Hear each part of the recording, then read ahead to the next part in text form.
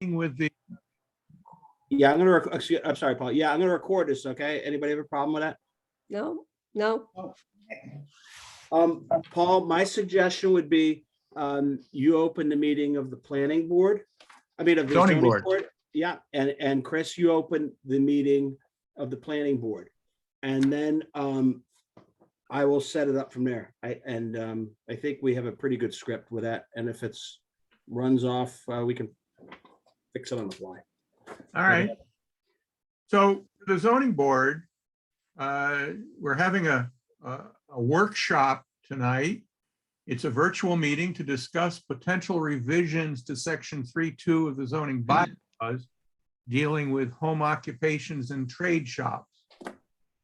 And I think it's important to have a dialogue between the planning board and the zoning board to develop a consensus for future amendment to the bylaws.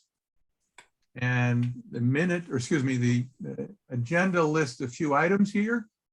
Clarify how businesses are defined and modernize language, address inconsistencies, and ensure potential impacts to the surrounding areas are considered. We will not be taking votes because this is not a public hearing. It's anticipated that a working group will be formed to act on behalf of both boards. And then we will schedule a public hearing as need be to discuss whatever we come up with. So are we doing the minutes after as a separate board? Yeah. Okay. Yeah. Paul, can you just officially open the zoning board meeting? I officially open the zoning board meeting. All right, Chris, would you please open the planning board meeting? Yes, thanks, Bill. Hi, Paul. Hi, everyone. I'd like to open the planning meeting for October 25th, 2021. It is 7:07 p.m. Bill Nemser is recording, and I believe all members of the planning board are present. I see Bob Brown, Bill Crenshaw, Natalie Robert, and I see Jim Coleman is on phone tonight. Okay. And Annette Garabedian is here as well as our alternative member, which does not imply designation for her part. So back to you, Bill. That's all I got at the moment. Okay, so if it's all right with the chairs, I would go ahead and introduce how I thought we briefly discussed how we thought it would go smoothly. Because this is traditionally a zoning board night on Monday, and we'll have other meetings, I'm sure, on other nights. But if it's all right with you, Chris, and with Paul, I would ask that Paul takes the lead part of the chair in this for this evening, just meaning that he will introduce the items or run the conversation, and I think that would be the smoothest. Is that all right with you? It's fine with me. Is it okay with you, Chris? Yeah, if that's how we that's best by procedure. That's fine. Yeah, I mean, I Tell me think procedure, Bill. yeah, I think it's just to keep the conversation so going, and if there's any issues, I'm sure we can address it. So Paul explained what we're trying to do here, and I really thank both of the boards for participating in this. It makes my job a lot easier, and I think it does the town a great service to have everybody working on this. Now, with that, I'm going to turn it back to Paul, but we have two things that we have. Bill Crenshaw and Natalie Robert from the planning board were nice enough to do a PowerPoint that kind of walks us through some of their thoughts, and basically gives it a structure. And if that's all right with the chair, I would show that PowerPoint. There's also a memo that I wrote, which, it's just kind of something, again, to give us a structure. The memo and the PowerPoint were based on input from both boards. Paul and I, as well as Chris and I, have been going back and forth, and I was trying to consolidate all the ideas together. And so if it's all right with you, Paul, I can go ahead and we can do the PowerPoint. And Natalie, would you run it do you want to run it? Sure. And is But, that- Bill, before you get to that, Sure. just to share with the planning board, some of the issues that we've run into that got me asking the questions as to, can we clean this up a little bit? And what I want to talk about there is, 3 or 4 of the past petitions that we've had from residents of things that don't easily get answered with the zoning bylaws as they are now. If I may, I like that idea too, Paul and Bill. And Bill, eventually this will be a planning board amendment if we decide to have an amendment, or this is the planning board proposal that will go to town meeting. Is that correct? Do I have that correct?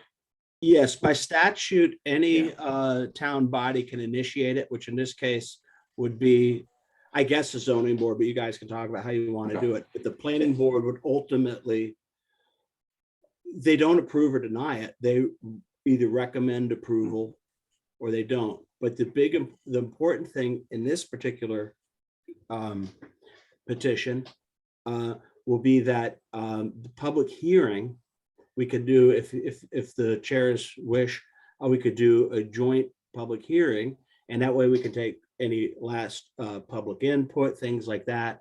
But however the chairs decide to do it. So my point is, Bill, that it's going to be very helpful for me to understand the zoning board's perspective on this so that I can advocate it throughout the process. And so that part's important for me. So that's why I agree with Paul that I'd really like to hear the zoning board's perspectives on this. And then I think we could get to the thoughts that both committees or both boards have on how to proceed. Is that fair, Paul? Yeah. Thank you. Appreciate your time. Sure. We have gotten petitions for various home activities much more lately than we have in past years. The typical one in the past was a hairdresser. Little bubbies. And the hairdresser thing, it's in bylaws, is something that can be done. So that one's reasonably straightforward.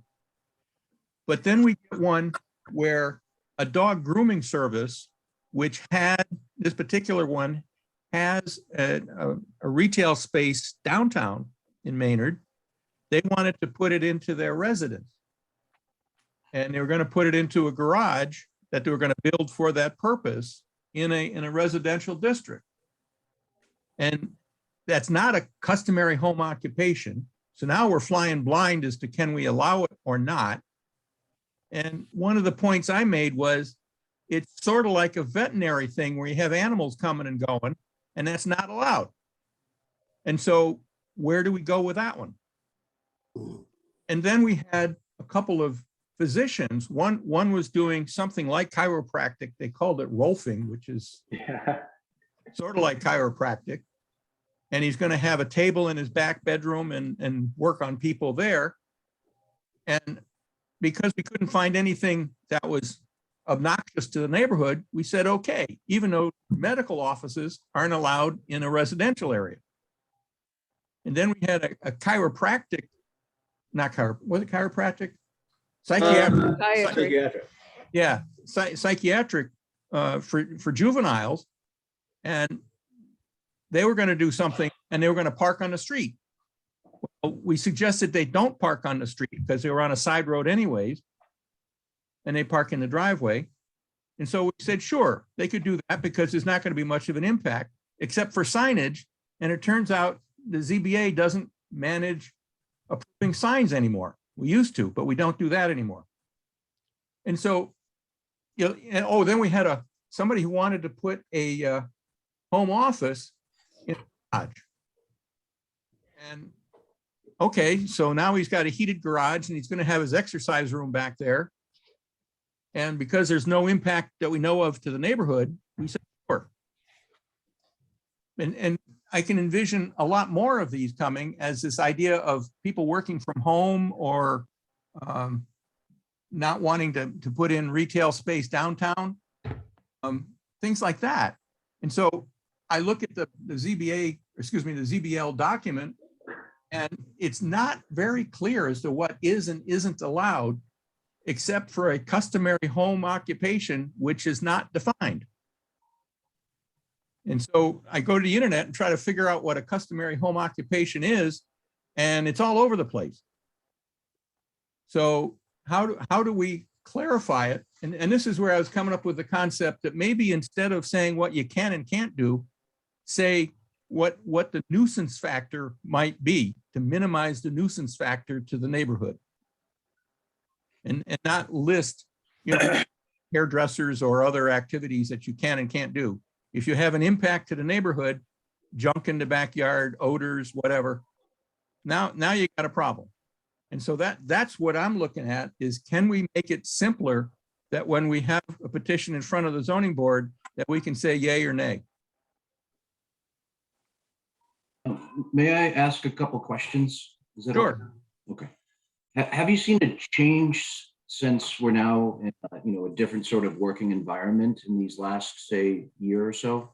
Have you seen a change in applications and the change of the types of work that's coming in front of you? I would say definitely. Yeah.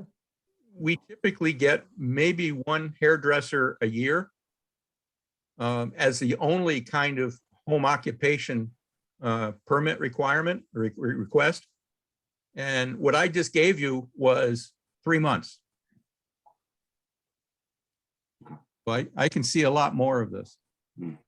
And just so that, since this is, public record and all, just to be specific, it sounds like what you're saying is this, and I don't want to put words in your mouth, so just please correct me if I'm wrong, but the zoning regs themselves are either antiquated or they're just not providing the proper guidance for you to be able to make decisions. Did I get that correct?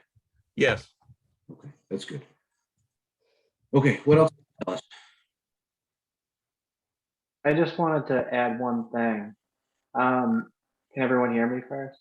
Mhm. Okay, because I didn't test my sound yet. So to add on to what Paul said, I think it would work better if we had certain items we looked at: noise, smells, right?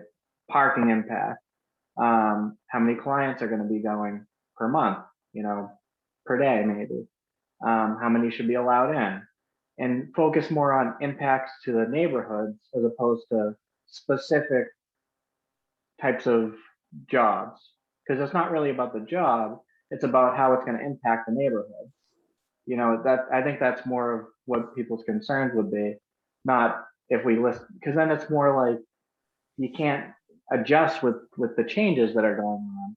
So if we start adding just names and leave out the important factors that people actually care about, like being disturbed by clients or dog grooming place, I think is the probably the most impact, because you got so many factors there.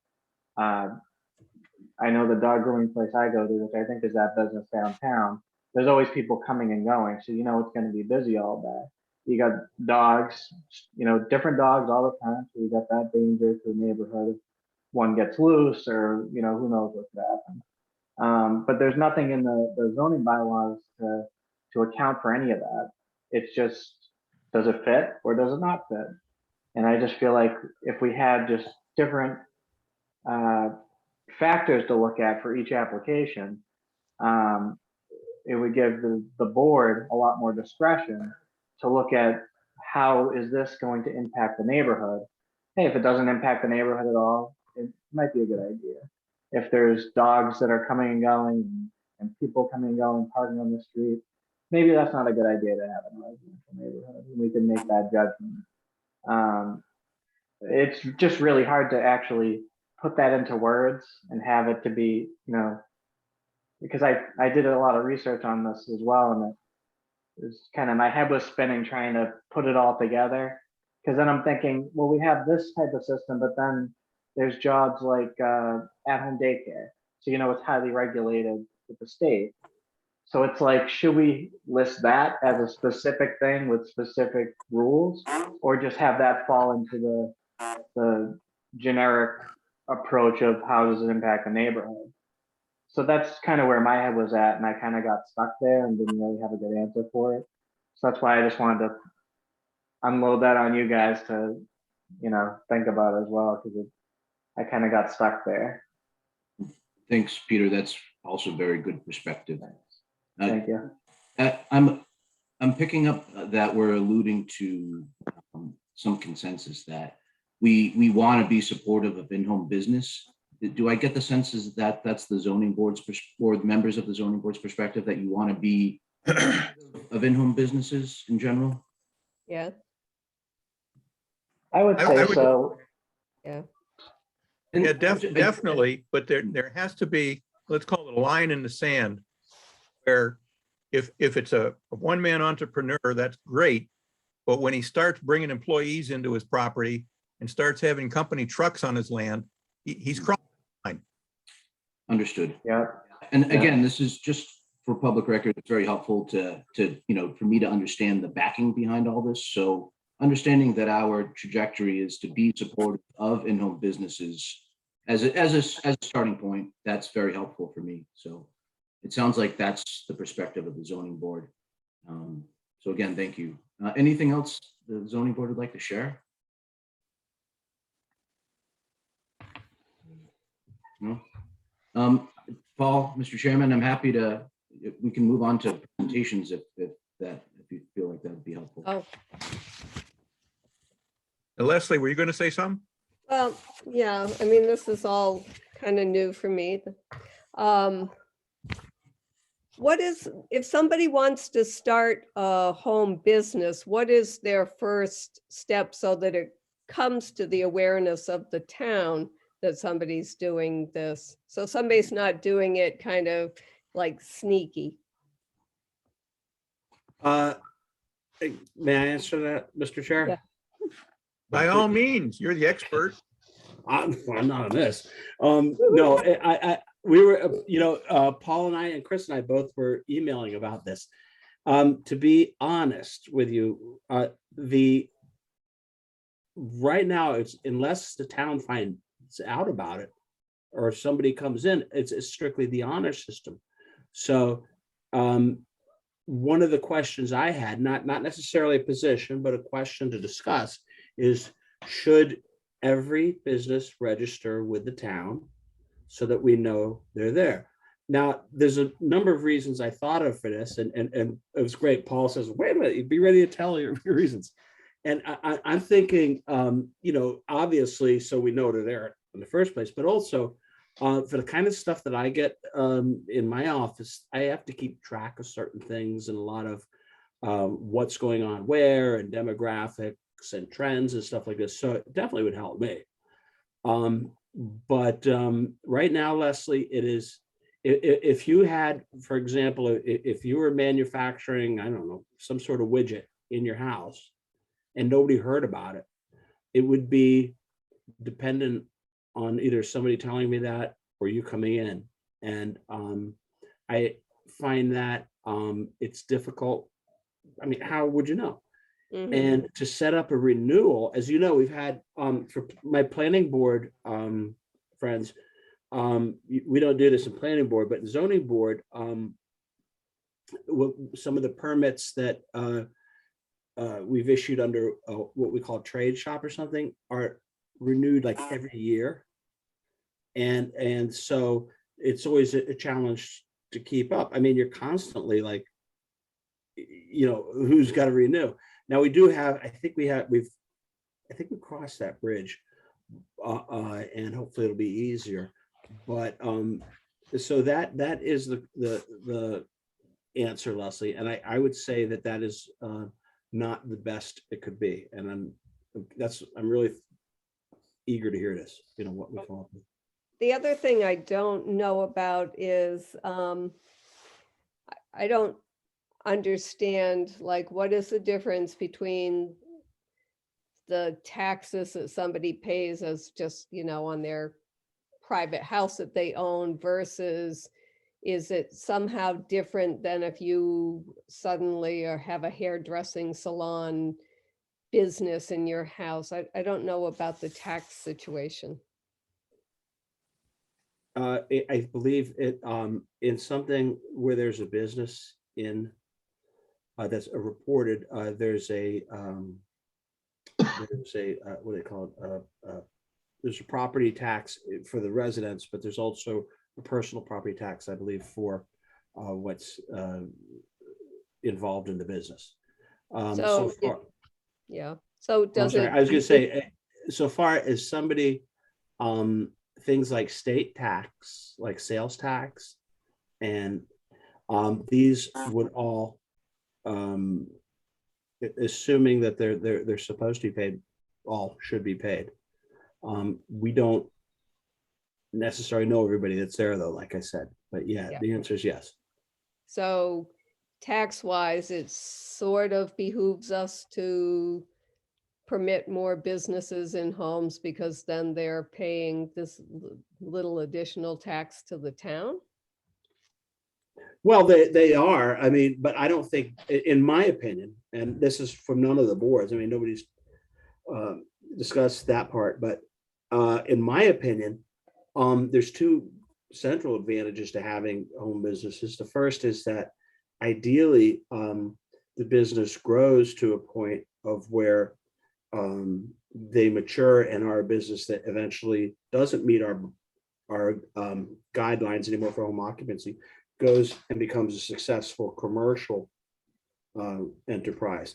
One of the papers I sent you, there was a list of like businesses that had started like that. Yeah. The second reason I think is I don't know. I don't know any cases personally, but I think for a lot of demographics that may be disadvantaged in one way or the other, perhaps a physical ability, perhaps, anything. It does provide a place where, somebody can be employed and hopefully have a meaningful place of employment, but also that recognizes the particular limitations.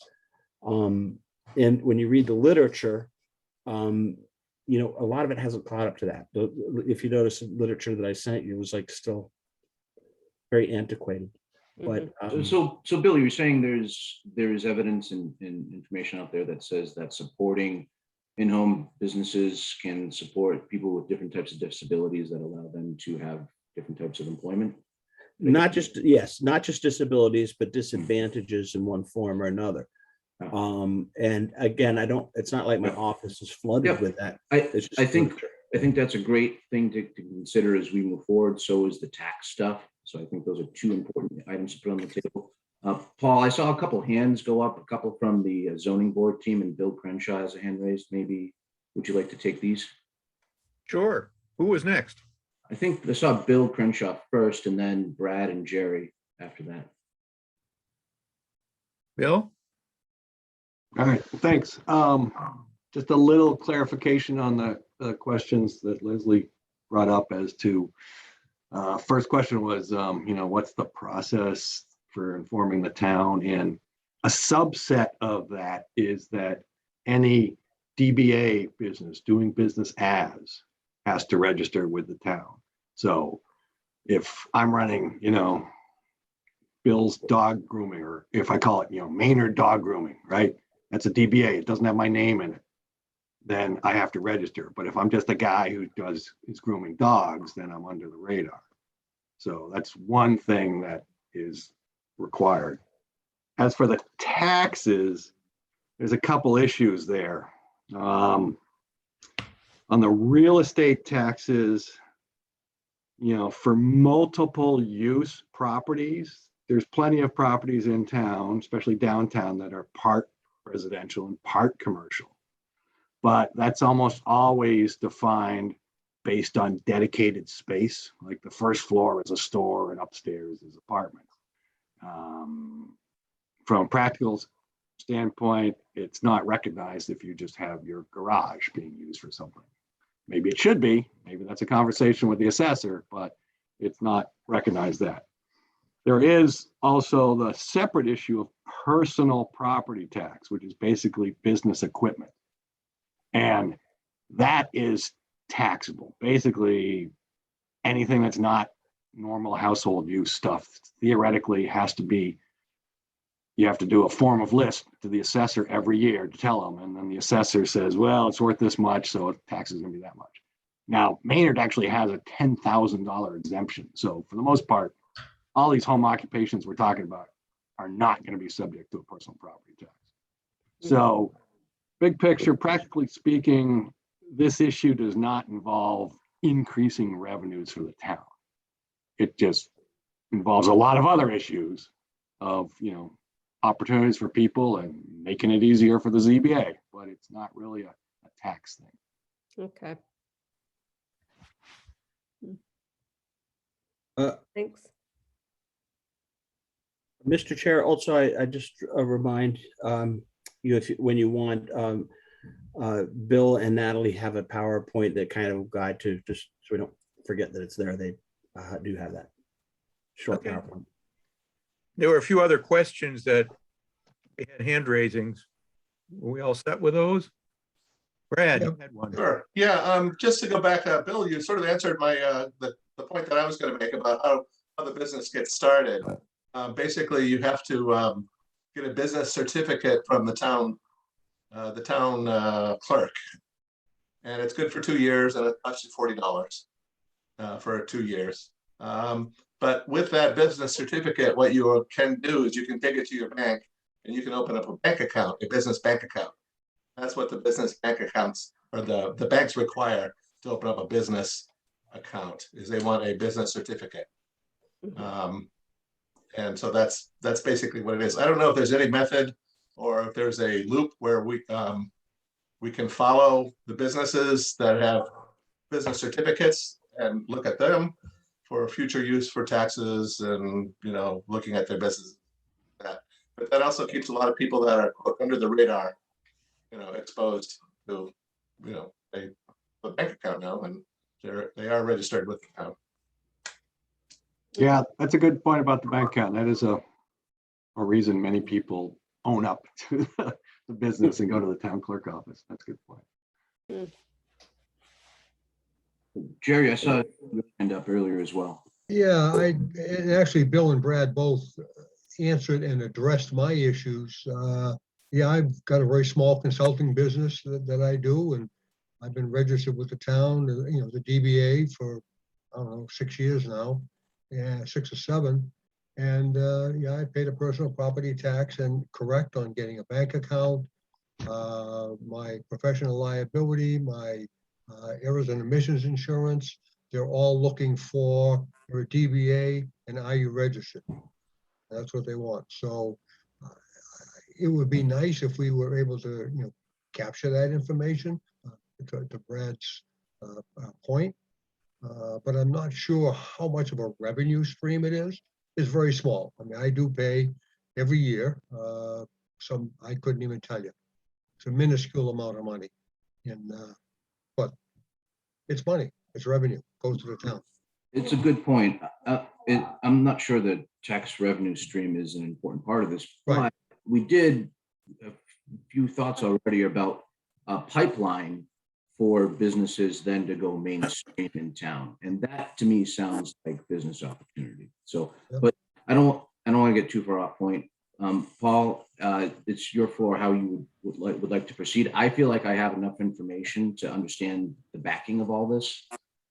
So I just want to thank everyone for sharing all that, but Paul, back to you. How you prefer. Yeah, thank you. Couple other home occupations that strike me is like the music teacher who has a piano and she brings kids in after school, or the tutor that brings kids in to, help them with their math studies or science studies or something.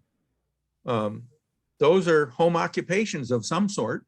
And how should we, or do we even want to bother articulating anything about that?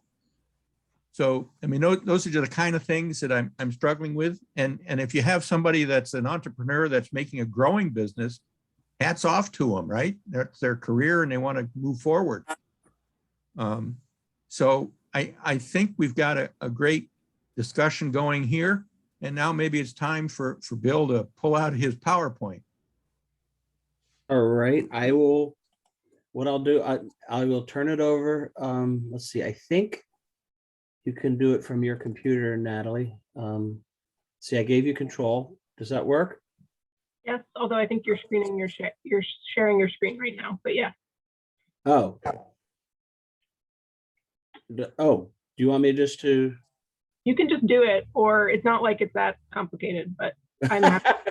Okay, all right, you just tell me when you want me to change. How's that? Okay. So a lot of the things in our slides have already been brought up. The big things that we were trying to address are, I'm not seeing his screen. Yeah, I don't see a screen at all. All right, hold on. Yeah, Bill, try. I'll give a little intro to this though, since we're waiting. Natalie and Bill Crenshaw have been on the sidelines putting together some thoughts, not just of their own necessarily, but they're bringing in information from outside, other examples, other ways that this has been done in other places, so that they meant it to be a very sharing opportunity out there. So is that enough said, Natalie? Yeah. yeah. So this is just Sure. our like overview of what we're going to talk about. A lot of towns and cities that have updated bylaws like these, and even some of the older ones, their purpose statements just sort of give a brief overview as to why, why we want small businesses to be able to begin or exist in as home occupations. We went through and found a bunch of typical mandatory provisions for all home businesses, be it small ones or big ones, anything in between. We sort of tried to divide home occupations into two categories that will be defined not by what they are, but again, by the impact that they have on the surrounding neighborhood. What we call them is not important. We all know that when you go in front of town meeting, what you call something is very important. So we will have to discuss further what to call them. We discussed minor and major, minor being something that has no impact on the surrounding neighborhood. Someone who makes widgets and literally other than a regular delivery truck picking things up once a day, no one has any idea that there's a business in there. As opposed to major, which would be someone who's having a lot of foot traffic, something like that. So then we just have a lot of other considerations that many of which have already been brought up. And then we have a graphic to show the potential process for how to get one of these permits. So Bill, if you want to go next.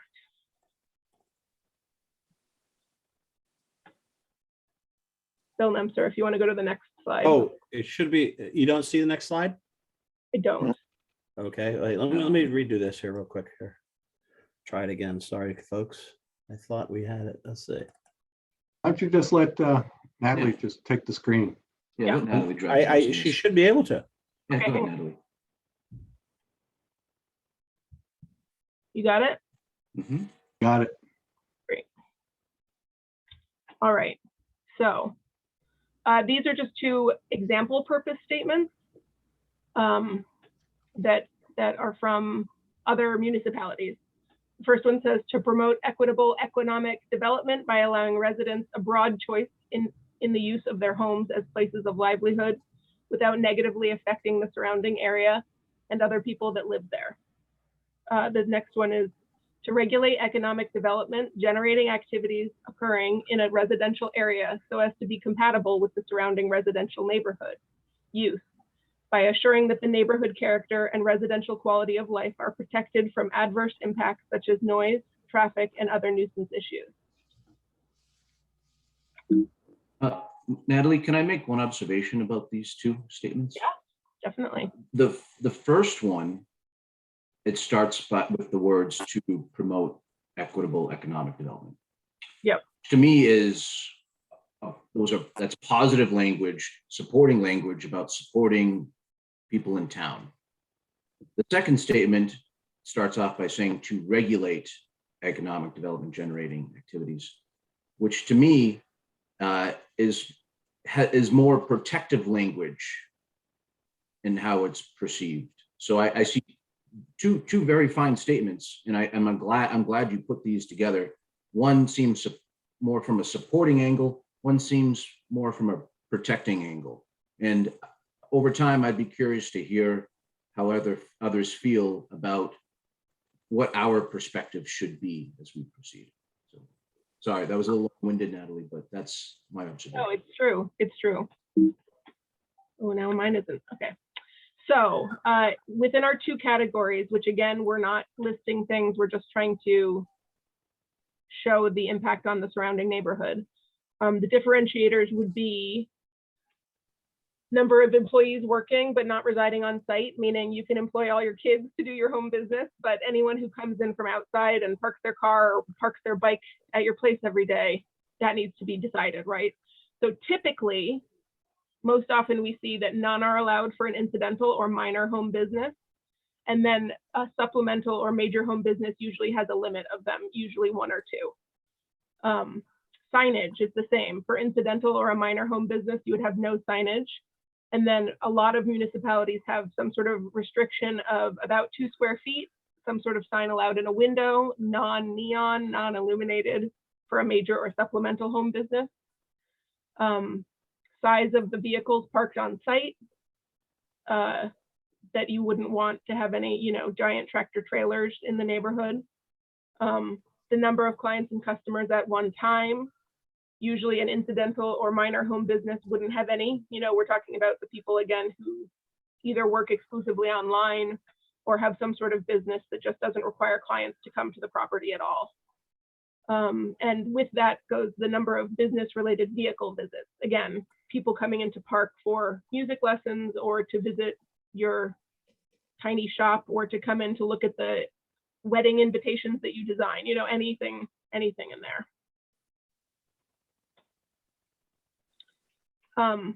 There would obviously have to be special provisions in whatever update we would make.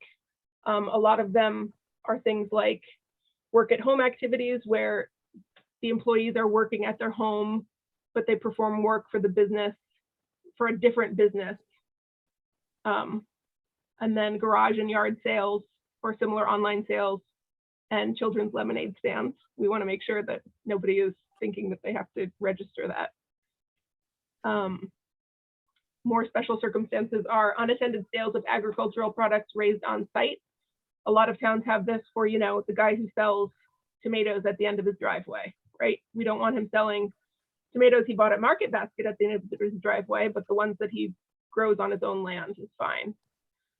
Again, we think that possibly we should think about allowing a certain number of client visits for music teachers and tutors and that sort of thing. Just because, again, it doesn't seem like it has a major neighborhood impact other than the parking and the vehicle visits would have to be considered. We would have to look at the zoning districts and multifamily and mixed use properties and see if we wanted to change, have different rules for them or consider our rules in light of how it would affect those properties. And the same with rental properties. Hey, Natalie, I think we missed the very beginning one, the mandatory. Want to skip back up to that one? Which one? Oh. It's like the second slide. Oh, yeah, sorry. Okay, so this would be our slide that describes what most municipalities have in terms of mandatory provisions, which means if these don't happen, then your business shouldn't exist in your home at all, which is no change in the fire safety or occupancy classification, adequate off-street parking provided and used. Again, that can be further detailed in whatever we come up with. Typical parcel delivery services only, meaning you're not getting, daily giant deliveries of pallets and pallets and pallets of whatever you need. If client and customer visits are allowed, only by appointment. And then no more than one commercial vehicle parked on site. These are what other municipalities have often chosen to do. Again, we can, choose what we want, but these seem like the basics. Thanks, Bill.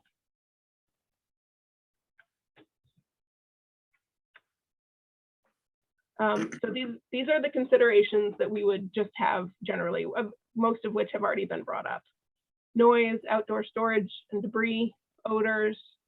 If town infrastructure upgrades would be required for this business, is this a road we even want to go down? Visitability from street. The differentiation between principal structure and accessory structures, that's talking about the chiropractor or whoever who wants to do, his work in his garage. Do we care? If it looks like a garage, do we care that he's using it for a business? The tax implications, which we've already talked about, and then the zoning district considerations. All right, so this is just our last slide where we talk about the potential process. Again, in terms of making it easiest for the zoning board to deal with both businesses where we don't need to look at them too carefully, like this is some sort of business that really has no impact versus going the further steps for businesses who would have an impact on the neighborhood. So you can see that we begin with a simple no-cost application describing the occupation, and that goes to the building inspector, who determines if the business is eligible as a home occupation at all. And then he goes ahead to determine if it's incidental or minor, or requires a special permit as a supplemental or major occupation, or if it's not eligible at all. So the incidental one the inspector would accept their application and file it so that the town would be aware that there is a business there. And then the supplementary occupations would need to move through the process with the zoning board to go through all of these considerations and be able to make decisions about what needed to happen with that business.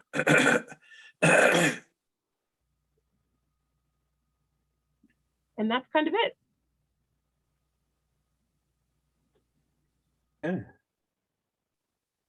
Thanks, Natalie. Well done. Paul, it's back to you how you would prefer to proceed. Well, I think this is great. There's been a lot of thought already put into this. And then the question I have goes to how the next steps would go forward.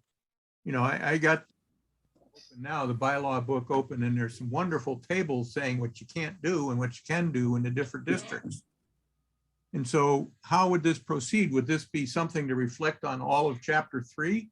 Or would we put language in to describe anything that we would put into a residential district? And I think this goes into your court now, Christopher, is to, the planning board kind of stuff. Yeah. Bill and Natalie, didn't you put some thought into the types of sections that we thought may be applicable for consideration here? I remember some discussion about this.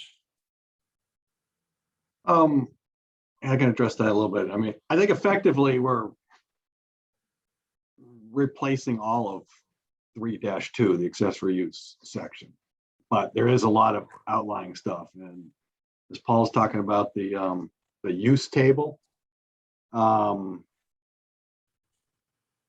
that has to be addressed. But it appears that one way or another, home occupations, trade shops are allowed in every theoretically residential district except HCI, which we'd probably have to think about some.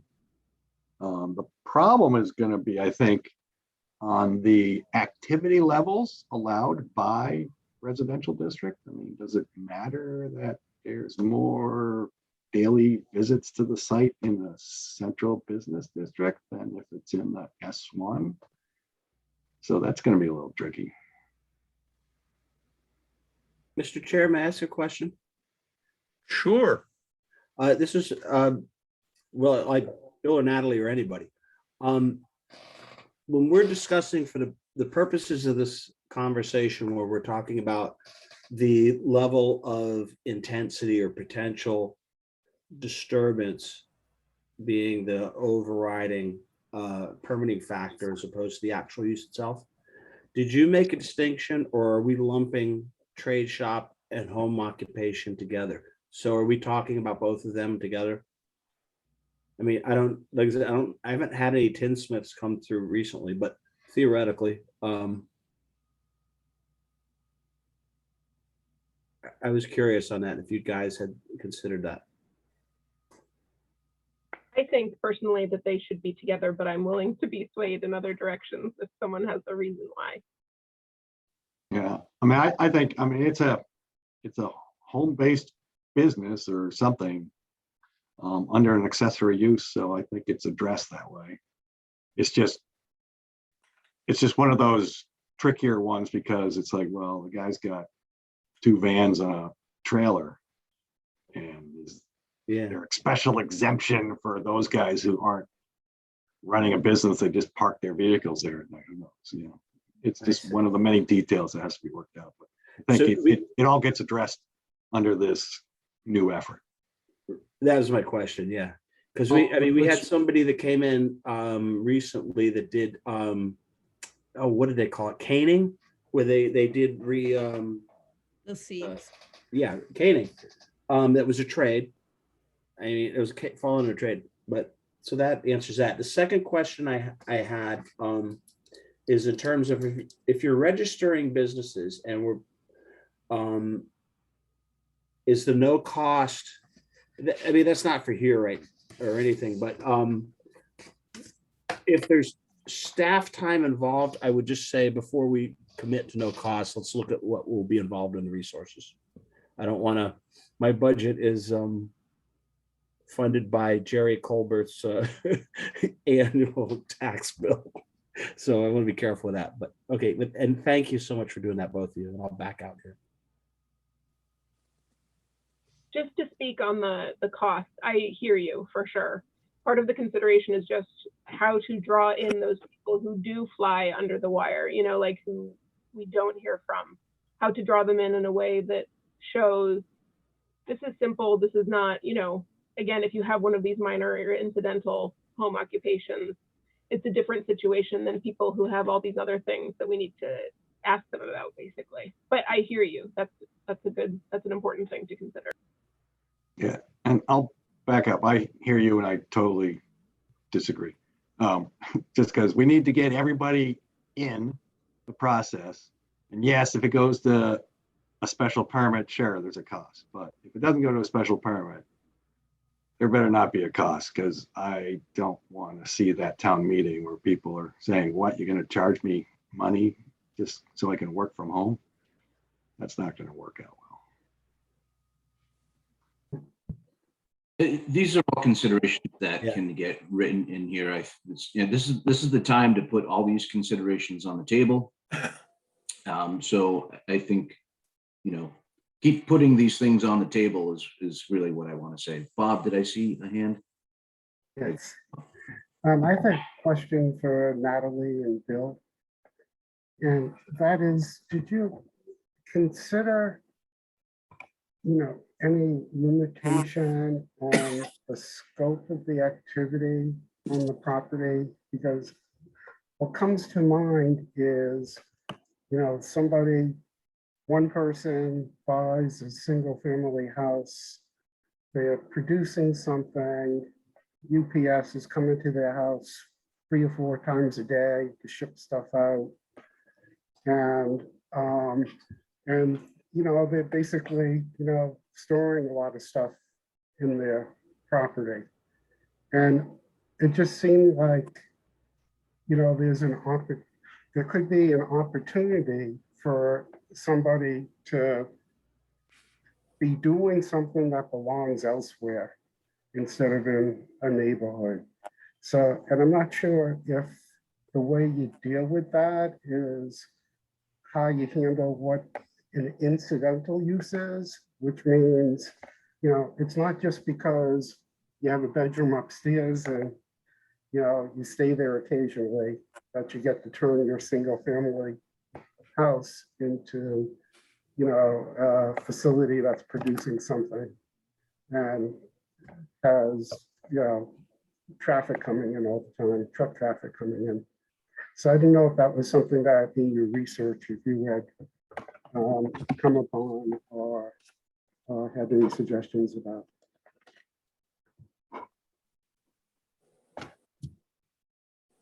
I think that all the more current zoning efforts that are more up to date address those limits. They all have a limit somewhere. And it's like, well, okay, you can have 3 people, but not 10. You can have 5 vehicles a day and not 12. And, you know, they all have a limit. It's just it'll be very interesting trying to decide what those limits are appropriate for Maynard.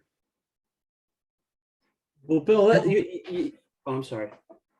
I was just gonna ask, was there a square footage limit to that, or like a percentage of the space or something? Well, they all, it's a very common, and it's almost in every zoning language is percentage of space. And it's often 25%, although interestingly, that just feels like one of those things that have been copied from every town to every other town, because it doesn't say how that space is used. I mean, it doesn't say it's dedicated space. It doesn't say that, I'm baking brownies in my kitchen and, does that count as space? But I think that may actually tie into the assessor, how they look at it. And that would be one of the things to research more specifically, is whether, how space is used and how much space is used, and whether that would change the assessment to a partial business or not. And maybe it doesn't make a difference, but it's something we'd have to figure out together. I thought there was a percentage already listed, but I don't see it. And So Bill, Leslie wants to say something here. Oh, so I was noticing on on that list that was presented, one of the things was people needing appointments. But I think sometimes there are some businesses, like I take clothes to the Satin Butterfly to be altered, but I don't have to make an appointment with her to go pick them up. So will there be some kind of case by case, or somebody can appeal that in their case, they shouldn't have to have, is there going to be some wiggle room for some businesses? Like, not every business is going to neatly fall into some template. Yes, I feel like that's why I want the special permit to exist, so Mhm. those, then for each specific business, you can get into the specifics, right? So for a tailor, yeah, you're going to assume that, a week to 3 weeks after you drop something off, someone's going to have to come back. I think it makes sense to give them more leeway, but also still maintain some sort of level so that she's not scheduling everyone to come back on the 30th and she has 50 cars coming, 10 an hour or something to come pick up everything. So Yeah. Yes, but I do think, I think that's the whole point of the special permit, hopefully. Yeah. Can I try to, so I understand the concept here, and correct me, Natalie, Bill, Paul, Leslie, anyone else, as I go about this, but just for the framework that has been presented, and the framework that it'd be helpful to see if we have agreement or consensus on, is that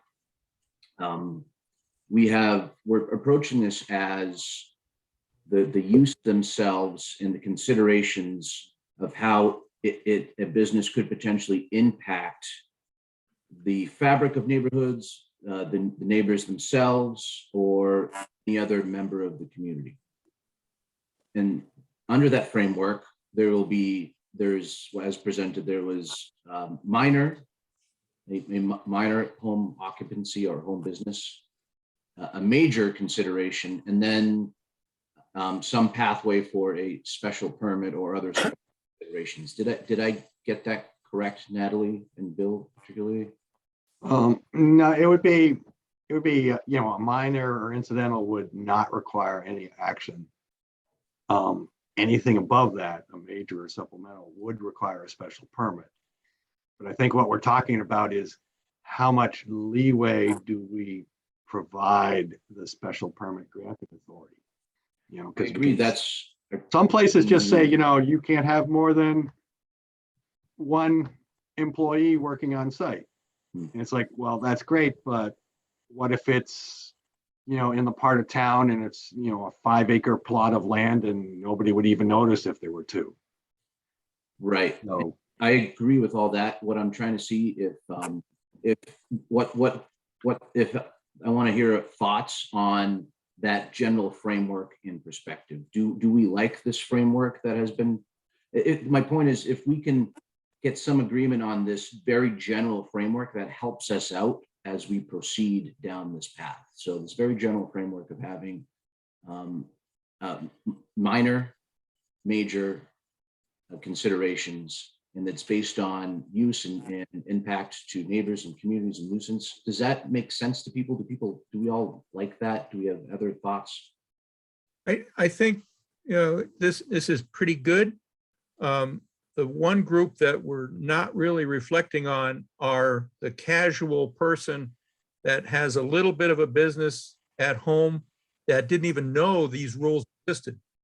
They're not impacting anybody. They're just, like a music teacher or a casual tutor for kids or something like that, where they just come on over, for $1 an hour, I'll teach the kids something. They don't even know about all these rules that the town might have. And then you have the ones that are like a normal hairdresser that has been doing it for years and realizes there might be some rules, but again, they're just a single person doing something to make an extra buck. And then you have the ones that will have an impact, where the special permit comes in because you want to, sort of keep their reins under control so that they're not parking 4 trucks on the street or whatever.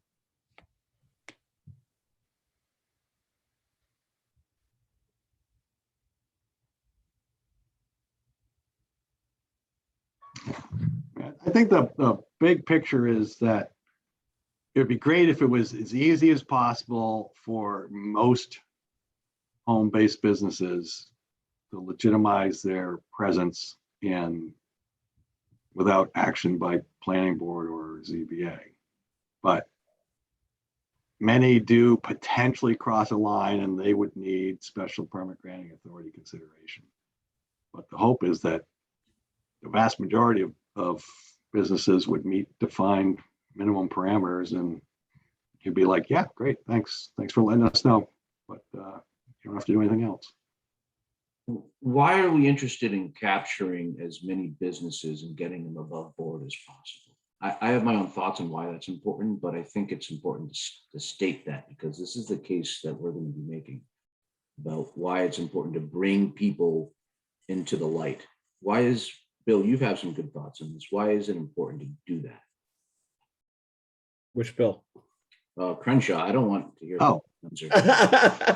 Well, I'm always just to make sure the rules are understood. And so, if you have a business or you're doing something and your neighbor says, oh, they're having a business, they shouldn't be doing it. It's like, there should be a very clear understanding of what's okay and what's not okay. So are there other reasons to bring people into the light on this?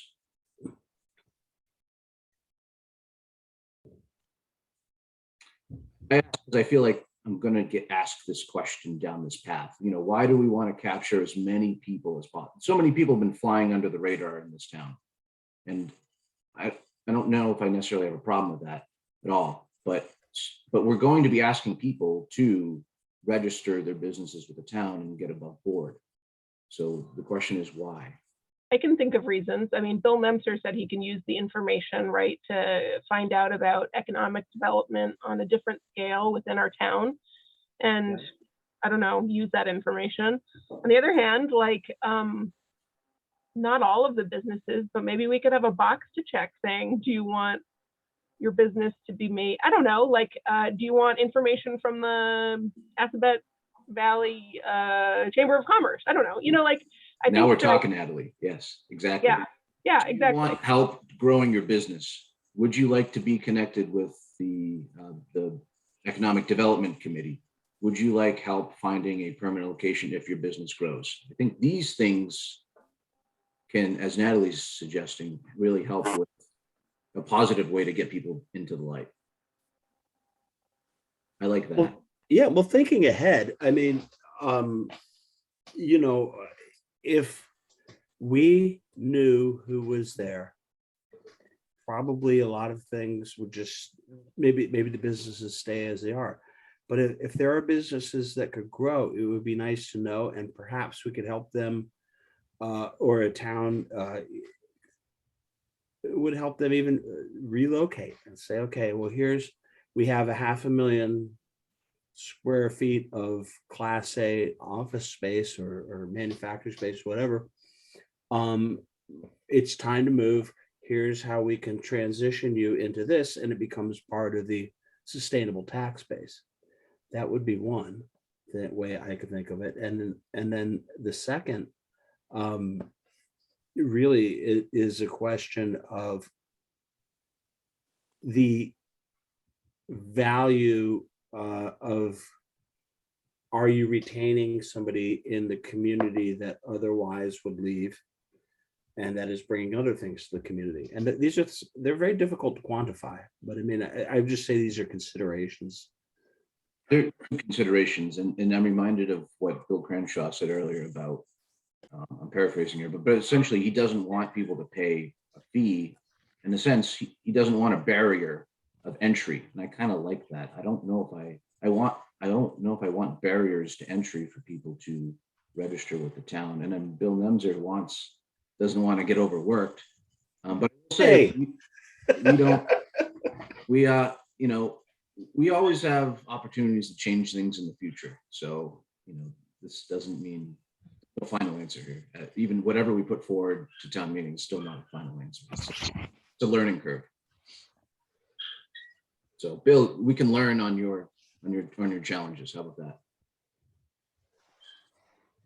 So, thank you all for entertaining my questions. This just helps me get a framework of why this is important. It'll help me explain it to others why this is a very reasonable approach.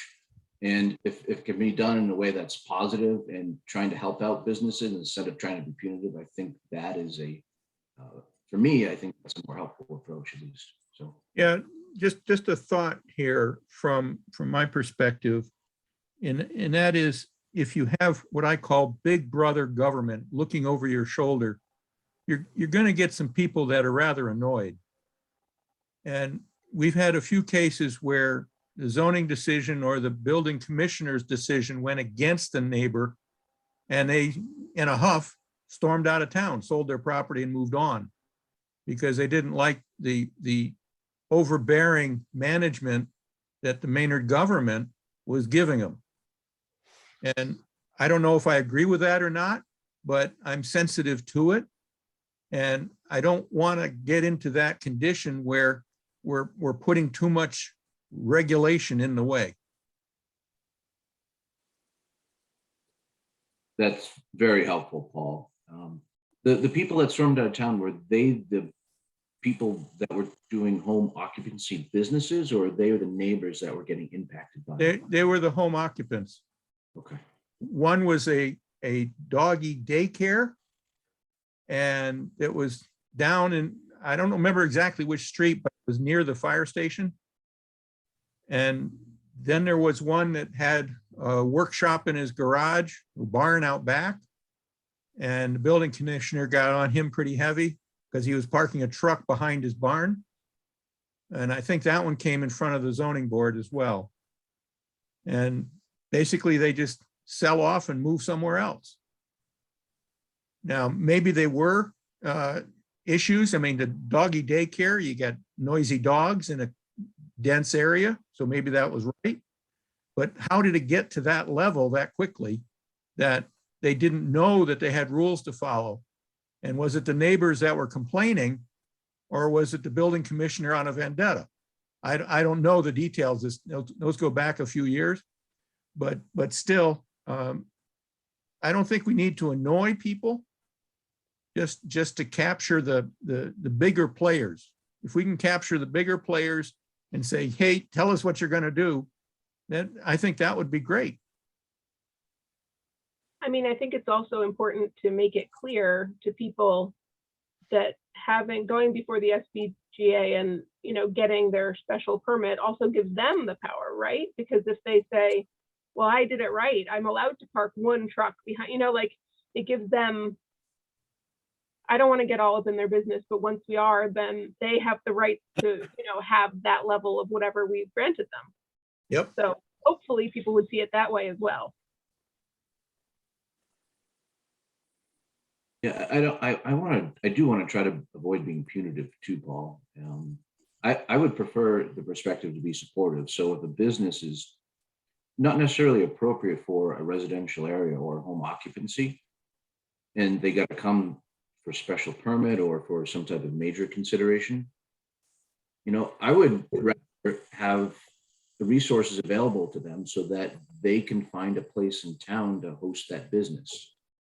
If it's not appropriate for home, I want them to have also resources like through the Economic Development Committee or other resources to have an appropriate place for the business. So, I know we have to write regs and we can't do the supporting stuff so much, but that's my general perspective, is to support people and helping them make decisions that are, win-wins in a way.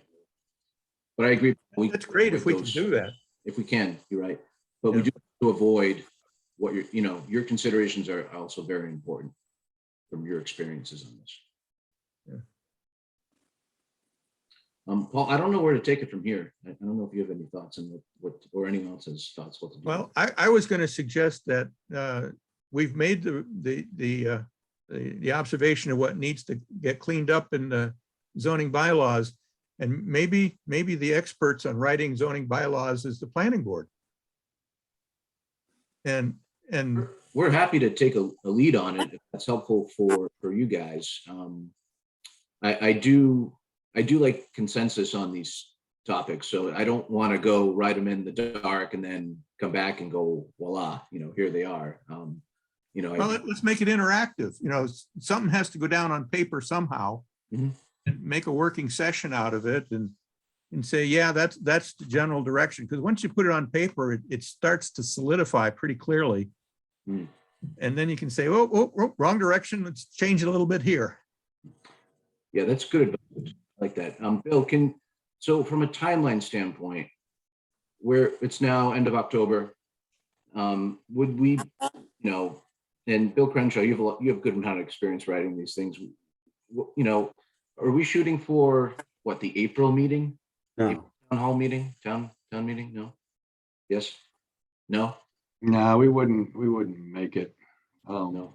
I mean, the first half of this is relatively easy. It's just the last 10% is going to take us forever to get all those what if scenarios nailed up. And the timeline for town meeting, we'd have to have it like advertised and official by like the end of January or something. I mean, we just wouldn't make it for spring. So what's the town meeting after that, Bill Nemser? well, there's not one schedule at this point, but typically we've had a fall town meeting. And I think that this would be a very practical goal. And while there's a cost incurred in a town meeting, we have enough stuff in the, percolating that I would bet there's going to be a town meeting. We just glom onto that. That would be my thought. I don't see any way to get it, and then not to have the public input and everything we need. And like Bill Crenshaw said, the deadlines are too close, but it's very feasible. I mean, we shoot for fall. Chair Paul, may I recommend that maybe we have a point person from the ZBA and Chair Chris, a point person from the planning board that kind of keep everybody updated on stuff, and maybe and work with me, or I think that might be a practical way. You guys have more experience with this stuff than I do, so Paul, Bill, I'm happy to follow suit here. I could volunteer somebody, or I ask if anybody wants to be that kind of a ZBA point person. Volunteer to do that. Okay, Brad. So we have a point person. There we go. Natalie and Bill Crenshaw, what's your thoughts on how to proceed here? You've been thinking diligently about this. The quickest way is if you can proceed administratively without, a formal subcommittee and posting meetings and all that stuff. But I don't know that. I'm wondering if we can actually avoid. I think we're going to end up with a subcommittee, and you know, Can't we just have a formal- working formal group? Open meeting law stuff. If we have a working group, if there's only one or two from each committee, though. Is that okay if we have two people from a committee? Yeah. It's- We don't end up as a formal appointed subcommittee and we don't have to do. the No, no, formality? because no, we don't.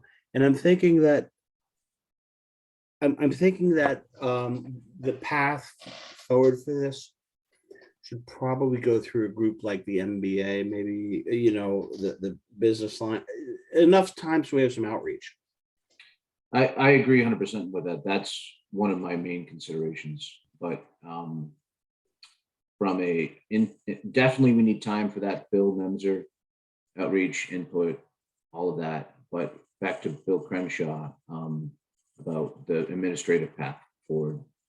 What do you think of the working group that Bill does that work for us? No, that'd be fine. And, you know, if we were doing like the first 3 months of work was the administrative group. And then, you know, then it becomes more of a public conference, bring it back to a formal, another joint meeting and, you know, talk about stuff and then do some more work and then go, you know, several public versions of it. Because man, it's going to need a lot of outreach. But That's my consideration as well. To be honest, I would like to, my vision of this is to get to town meeting and really not to have anyone too surprised about what's showing up. I want to advertise this and make sure that it's marketed and messaged correctly so that, you know, people don't show up and be like, what is going on? So that's my goal. That's honestly that if I'm going to be putting this forward, that's really the only way I'm going to be doing this so that there's no surprises at the end of the day. And we have good buy-in already. So I want to show up and knowing that it's going to be successful.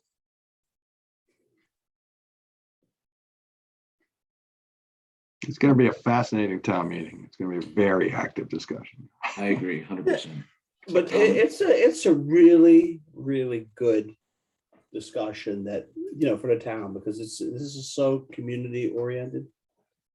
And if we This is why I want to tie in those positive supporting elements to Bill. Totally, yeah. Like the resources. I want this to be a package, like a package of zoning bylaw changes and resources for, you know, pipeline for your business to grow. Right, and the ZBA and the planning board working together, you know, and hashing it out is it's the way to do it. Yeah, it's good. I do think one of the most important considerations, again, because we've all been to those town meetings, Mhm. I love major and minor. I think it's so clear. I think it's like obvious that minor is no impact, major is like, but people are going to hear major and they're going to, you know, people don't listen. So I feel like we're going to have to be very careful with the language to bring people in gently, I guess.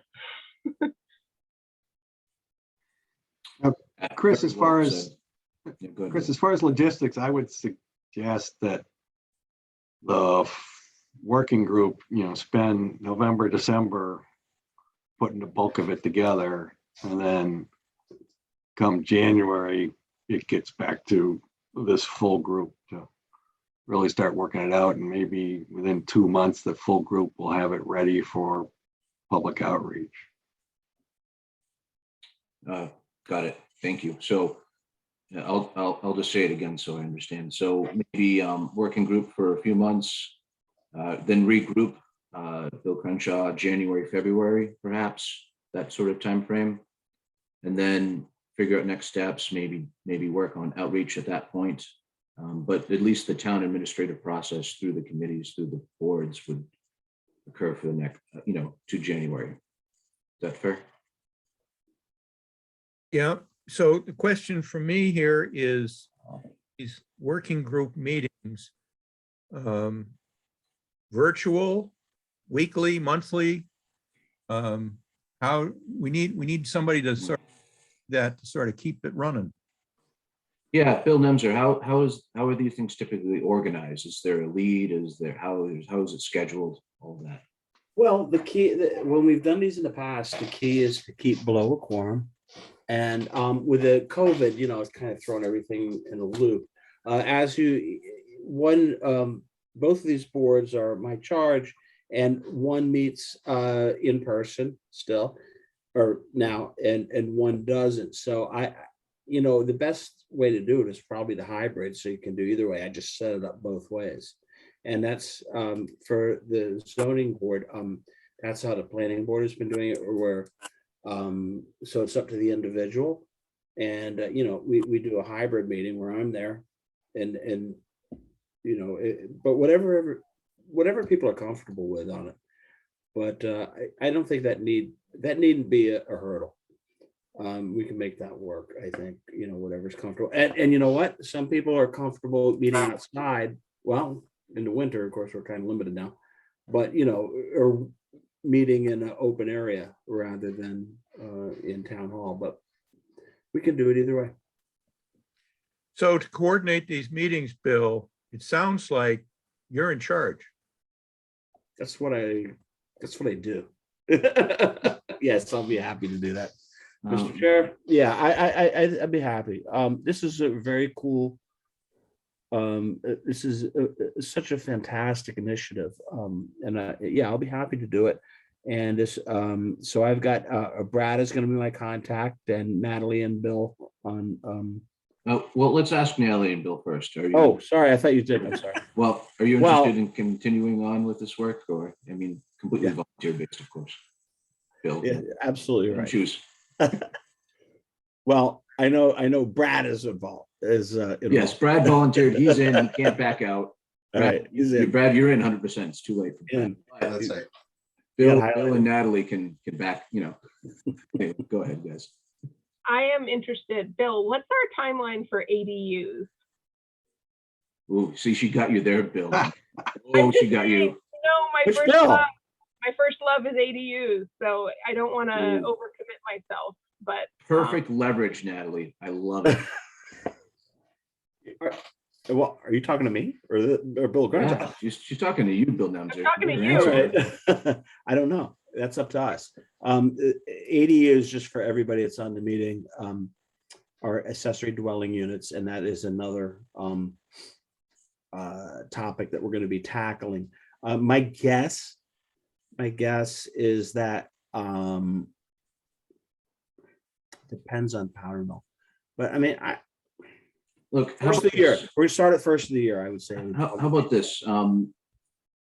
Bill Crenshaw, are you interested in continuing on and helping here? Yeah, I'm all in. One thing we could do is continue on with Bill and Brad, and Bill Crenshaw, Bill Nemser, and Brad Schultz continue on with this effort. And Natalie, we can push Bill Nemser on ADUs as well, if you want. well, in the meantime, I would love to, as long as we don't meet a quorum, then I'm thrilled to, do this. Peter, you, I just wanted to say that I'm with Natalie. I'm also interested in the ADU topic because I think our current section is just terrible. There's no options for people really to have one. So we now have two working groups. Is that right? Yeah, there you go.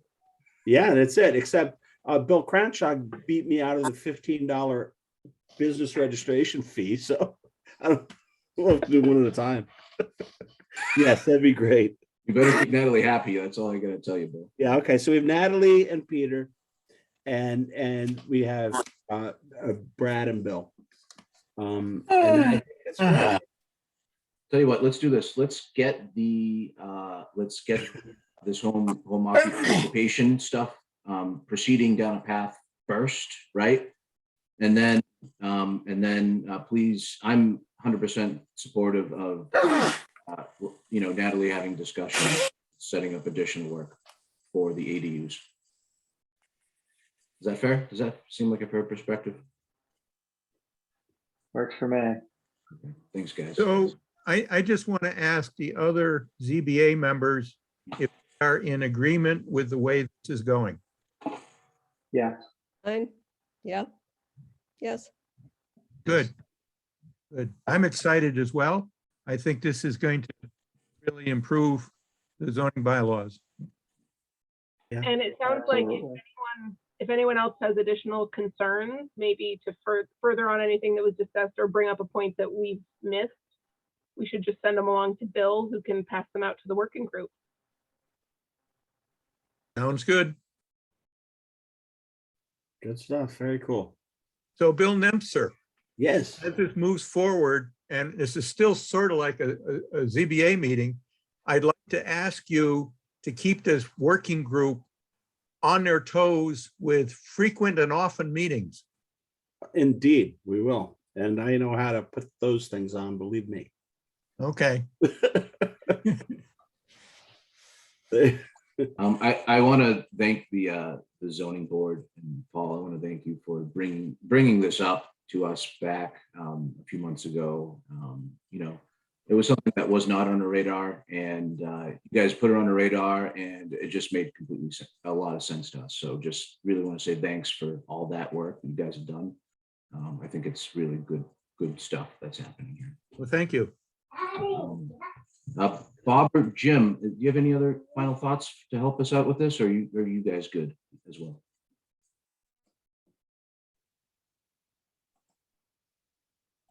Jim, are you there? Jim's fine, I'm sure. Jim always speaks up when he needs to. Oh, he does. Give him an opportunity. Bobby, I'm here, guys. I'm here. thanks, Jim. What do you think, Jim? Do you like this perspective? I think we get the working group going, and then when we get everybody together, well, I'll back up a minute.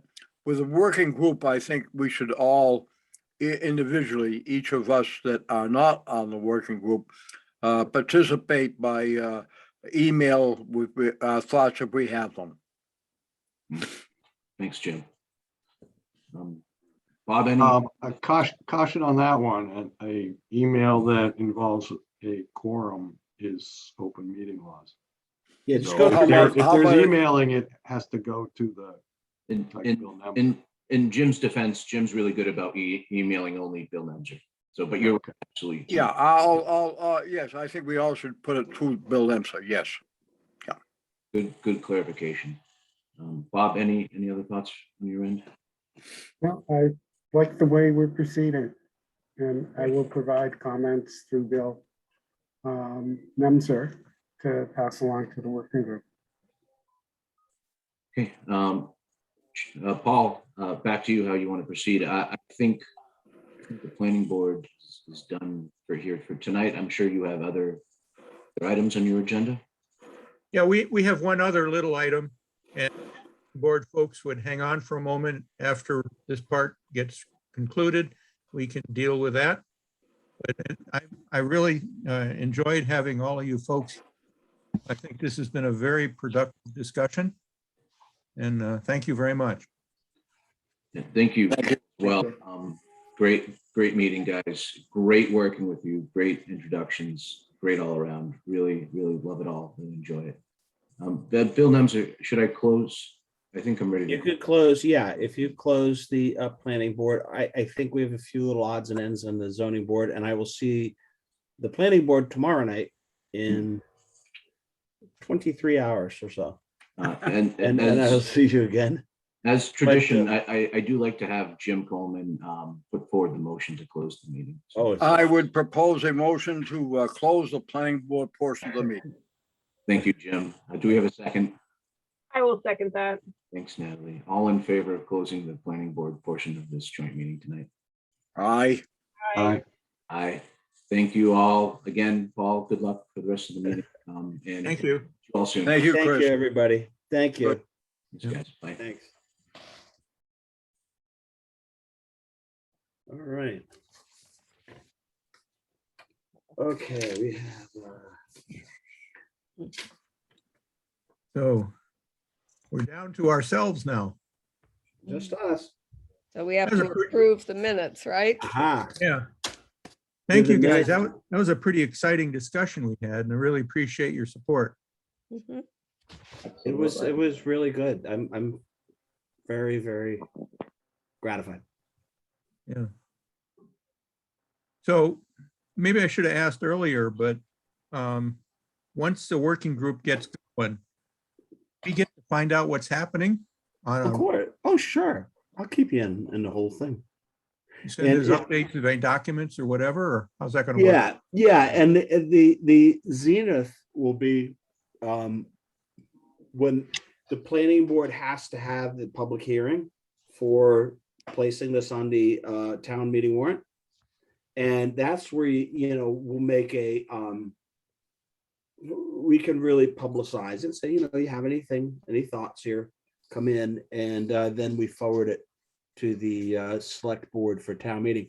Actually, the way it works, just because I know the zoning board doesn't do this as much, but there's a strange little hiccup in this process, but let's assume for the moment that we had the article exactly how we wanted it here. Everybody, planning board, zoning board loved this article. The way it would work, this is goofy, is I would take it and I would send it to the select board. And I would say, select board, can you refer it back to me and the planning board to be placed for public hearing? Now, this is only a couple of days. It's not a big deal, but that's how it works. Planning board puts it for public hearing. If you want, we can do a joint public hearing or something. We hear the public, and then we're in tall cotton. And I think if we do the outreach properly, and there's no reason we can't. Somebody said, I'm not sure who it was, but you don't want the surprises at town meeting. That's what people don't like. It won't be a surprise. It'll be like, here's what we did. Here's why we're doing it. Here's the thought behind it. And I couldn't think of a better way to do it. Well, it'll be a surprise if the Beacon doesn't do a better job about covering town politics. There was not even an article in the paper about the town meeting the week of. Well, you know who does a lot of the press releases for the Beacon? Holly? You? Ah, well, Bill. So I can make sure that there's a press release for that and that kind of stuff. Whole point of a town paper is to keep your bond rating up. It's true, yeah. Yeah. And we don't have a communications department. And I do, in some of the stuff that I've done with the town, I need to build consensus and have it out there. And so I just said, well, heck, I'll be my own press department. Mhm. And I mean, but anyway, Okay. yes, you're I right. can think of where you can get the money from, but I don't dare say it. So Oh. never mind. All right, we do have this one other item here, the Yes. meeting minutes of August 23rd, 2021. Indeed. Do we have any comments on it? Any No, I changes? thought it was fine. Yep, I just suggest that we fix Jerry's name in the first paragraph on the second page.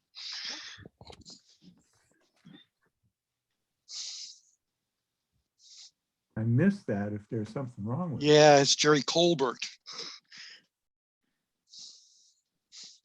Where? Jerry, you're on mute. But I got your back, Jerry. Yep, thank you. I didn't even know, and I read them, I didn't even notice it. Yeah, Thank can we you. just change? We just change the name. That's all right, I don't mind. I don't care. Change the name to protect the innocent. You got I it. will make that change. All right. Mm. Anything else? So I'm looking for a motion. Okay, I make a motion to accept the minutes from the August 23rd, 2021 meeting of the Zoning Board of Appeals As amended. as amended. Do we have a second? All right, all in favor? Aye. Aye. Excellent. So it passes. Any other new business, old business, business? I have one interesting tidbit. All right. We have hired a new health agent that will be full-time. I think if nothing else, the pandemic has demonstrated why that is a crucial position in town hall. Our previous health agent was limited to 8 hours a week. Wow. So we do have a new full-time health agent coming in. We also are interviewing, we haven't gotten anybody, to be conservation agent and assistant planner. We don't have anybody yet. We have some nice candidates, but the health agent is a done deal. Excellent. Now, the conservation agent, was that the lady that recently left? Or is that another opening? Caitlin, right? That was Katie, my good friend Katie, who's tearing it up in Fall River, but she did her 3 years with Bill. All right, fair enough. But yeah, yes, that position is still open and we're interviewing. We do have some really good candidates. Good. Bill, any news on 17 Waltham? I heard that they had an offer on it. Is that true? 17 Waltham. The one that we got. You know, Yes, yes. Our documents for. Was it Our book of 17? documents. 16. I thought it Well, was- whatever. All right. Waltham Street, right? Yes. So I don't know if I'm speaking out of turn. That's Um, okay. Just but nod your head. We're not recording. there Yes, you're not recording, Bill. Yeah, Sam. There is an interested party that I believe will close the deal. And they have approached me and met with me about how to best move forward with making this straight up legitimate and perhaps giving affordable housing unit or two. But I think honestly, we have a lot of good news going on around town. I mean, you heard about the co-op, I'm sure. I think I told you last time. Meeting with them constantly. And I feel like I'm Fire station. Fire station. Yeah. Look at that thing. go. And All there's my a friends working were group. buzzing about that. Yeah. Paige is our own Paige, who's absent today, but usually here. Paige is heading up I think they call it I don't know if they call it reuse committee or whatever, but they're taking surveys to see what the town would like to get in the old location. And the old firehouse is very, very expensive rehabilitation. So it's not feasible to just say, well, we'll turn it into this. And you're gonna kind of like, yeah. But she's doing that, so it's in good hands. And How much is the demolition gonna cost roughly? Like $100,000 or something? I have no idea. Especially in that location, it's kind of small. it's a funny location, yeah. But you know, I could see whatever they do there, whatever they end up doing there, I could see doing some really neat aesthetics to kind of welcome people in. It doesn't, regardless of what they do. I hope, our firehouse was there. But let's I'm very excited to see what they come up with, for that location. Oh, I know what the other one was.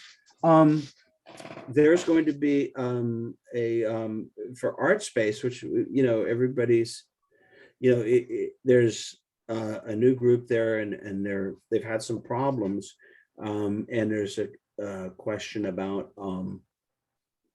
is the school the best place, for that. So there's going to be a new committee formed about that too. So that'll be pretty interesting to see, because art space and the appeal that it brings is so cool, and I hope that everybody can make it work. Yeah. What's the story with that Chinese school? Oh, really? The only thing I do with them now is keep in touch. Just I shoot them an email. How you doing? They're good. Right now, there's visa issues. All that are between COVID and visas. The best I can get from them is, oh yeah, we're still interested in going forward. They still have staff at the View at Maynard Crossing. And but they say they're really having a heck of a time with the visa stuff. I haven't really seen them face to face, the principals since COVID. But they're responsive, they take care of stuff. They own it outright. And people are looking for that property for office campus to keep it what it is. So I'm just not sure. And the way the government works over there is, it's a completely different kettle of fish. And Mhm. so I don't know, but I can tell you that they're still there. They're still responsive. There are people here.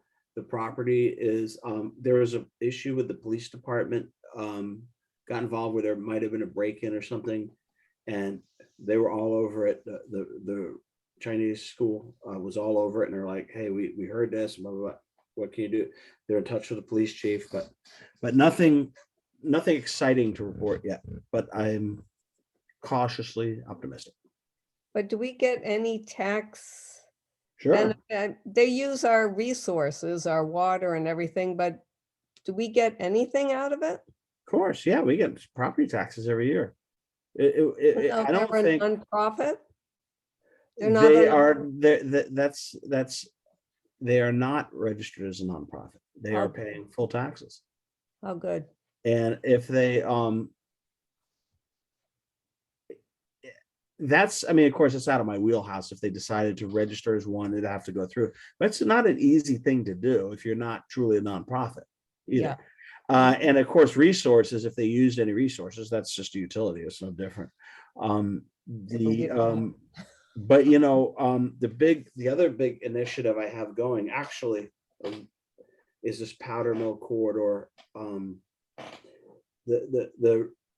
I wouldn't call it reuse because it's being used, but a powder mill corridor strategy to try to maximize how the powder mill corridor is fitted with infrastructure. We're trying to get quite a bit of funding to, put decent sidewalks in there, sewer and stuff. So I'm probably for the rest of my career, I'll be working on that one, I would imagine. Mhm.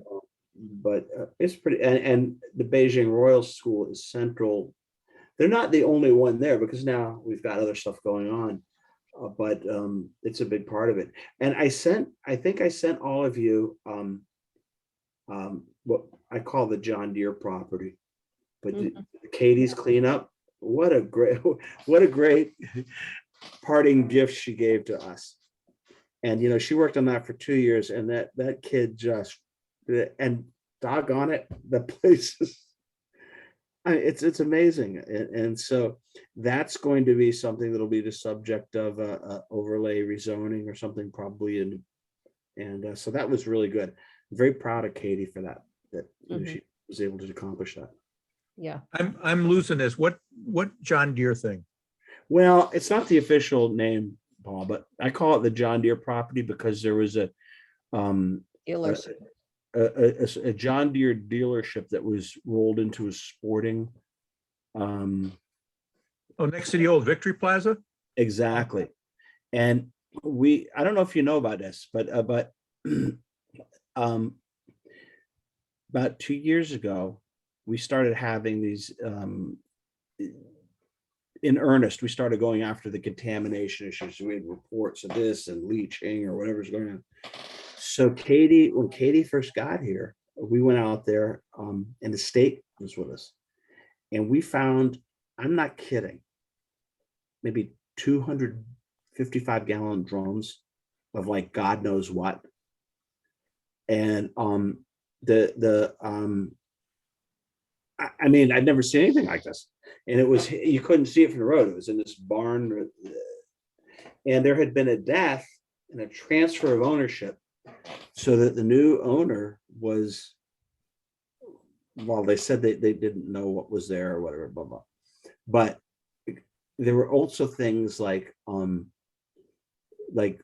temporary wells dug, and it was just a nightmare environmentally. So the state was out there, and the state was like, their head was going to explode, and I was squirrely enough from it. And poor Katie was like, what was to do? So Katie initiated, and we have a staff meeting every week. The thing when it came up when Katie did it, I said, Katie, how are we doing with John Deere and blah, blah. And what she did, because her purview was the Conservation Commission, same idea as us. and just different charge. And so they opened a case and they said, look, the state has this, we're gonna have a, this is a, and they mandated there's gonna be a certain amount of progress every 2 weeks. And by God, Katie held them to it. And right before she left, the last thing she did was she's like, the Conservation Commission gave them a clean bill of health. And they got I don't know what it was, but it's out of there, and it may not be perfect, but it is a gazillion times better than it was. And it is now a feasible piece of property for some sort of responsible development. And I'm hoping that we can, one of the big goals is to increase access for the public to the riverfront. And I'm hoping that whatever's there, we can, kind of work it in. That's a separate initiative that I'm working on with some other folks. Nice. Well, good. So I think we've had a wonderful meeting tonight, but I need another motion. Make a motion to close the meeting. Yeah, that one. Second. Second. All in favor? Aye. So we're done. Thanks, Perfect. Bill. Thank you, everybody. I Bill, really I wanna appreciate ask it. This you a is, question. this was a highlight for me. Thank you. Bill, Bye-bye. can I ask you a question? This bill? Yeah. Of course you can. So I'm on the town tree committee and we need to write some bylaws. And the planning board has some landscape bylaws in Yeah. place. Mhm. But they don't apply, they apply to certain situations that the planning board has Yeah, purview over. Yeah. And it's been suggested by Justin that the tree committee meet with the planning board to try to come up with some rules that can apply outside of their purview, like something that it's some way to protect trees in town. well, And what comes up in, you know, yeah, things that go yeah. through their review. we can do that. I think that would be best, Leslie. Let's you and I discuss it before, and then I can set it up. I don't know if you remember, but when I got here, I didn't have much to offer in terms of past experience that would be applicable up here. But Yeah. one thing that I did have was we had a tree ordinance where I was before that was very, very, you would love it. Yeah, And I don't know if it would be exactly what we would want to do up here, but I think it would be a good starting point. I also have already drafted a replant Maynard plan. I can't remember if I shared that with you or not. no, I don't No, think so. Replant it. Yeah. Yes, I you wish. call me anytime or let me know when you want to meet. We'll meet and we'll go over and I'm all for it, and we'll come up with something that's practical. We have to, with the planning board, we just have to be careful. I have a lot of wiggle room with certain projects they do because of the special permits and stuff. We just have to keep in what we can do there. But if something is questionable, we may have other ways to put it in, and we'll do it. If it's Yeah. good. Like, Yeah. I that think you'd be development. shocked. I think you'd be shocked at what I had. I think you would be. Yeah. I do. Okay, so. Yeah, there's a lot of, not a lot of disagreement, but there's not total agreement among the members of the tree committee and then like some of the tree core members, which is a different organization, but might want to help out with it. And Oh, I didn't know there was two. we have yeah. to start somewhere.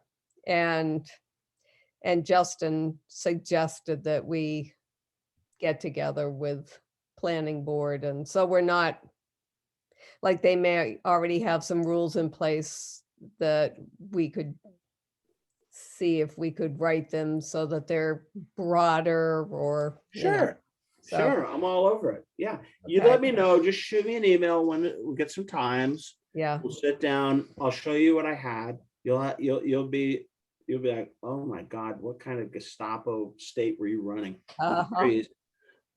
It's a bit much for even here with this, but it's something to work from. yeah, And we can go from there, and let's, I mean, as part of when we did the master plan, I remember a key catch-all phrase and goal that we incorporated into the master plan is increase the tree canopy. yeah, Increase the tree canopy. right. That's pretty, those are good working rules. And I just have to be very careful where the planning board is concerned. And I'll show you how we can couch it and what we can. If we can't, then we go somewhere else. Yeah. Okay, It can be done, all doable, totally doable. right. All right, I'll be in Who touch. who hates trees? Right? Well, Right, Brad? apparently. Hey, Nobody apparently hates gotta have trees. trees. so. Gotta have trees. That, Yeah, no, you let me know when you shoot me a note and we'll do it. all Okay. right. Okay, No good, worries. thanks. All right, everybody, thank you, both of you. Okay, bye. Thank you.